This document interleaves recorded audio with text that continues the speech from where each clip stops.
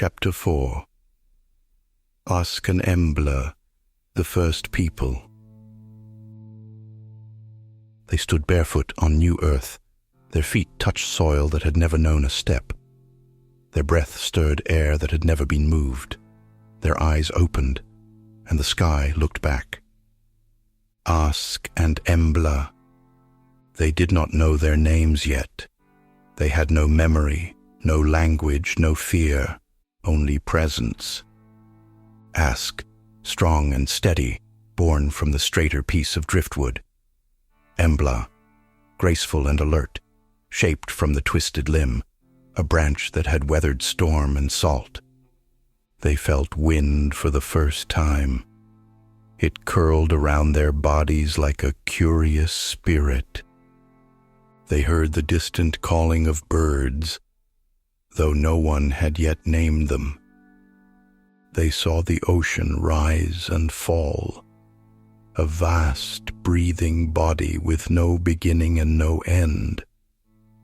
They looked at one another with recognition, though they had never met before, because they were the first, but not alone.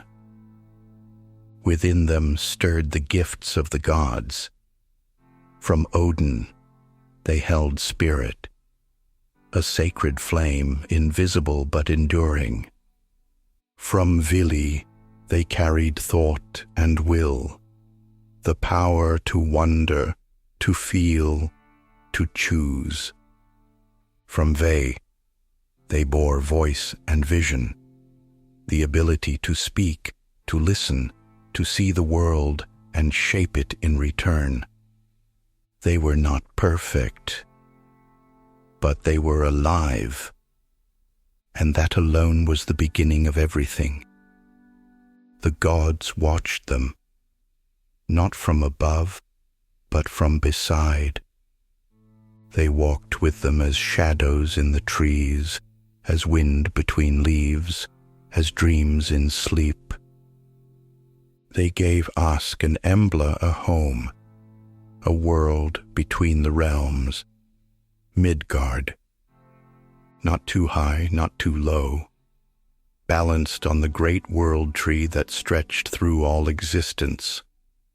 Above them was Asgard, home of the gods. Below them lay Helheim, the realm of the forgotten dead, and between them, humankind. Ask and Embla wandered.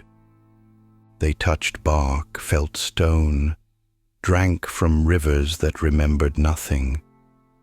They gave names to things, to bird and beast, to cloud and stream.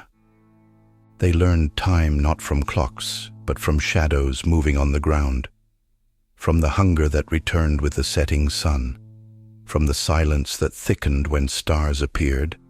They built no cities, they carved no temples, but they listened to the wind in the grass, to the low thunder in the hills, to the whispers in the leaves that would later be called prayer.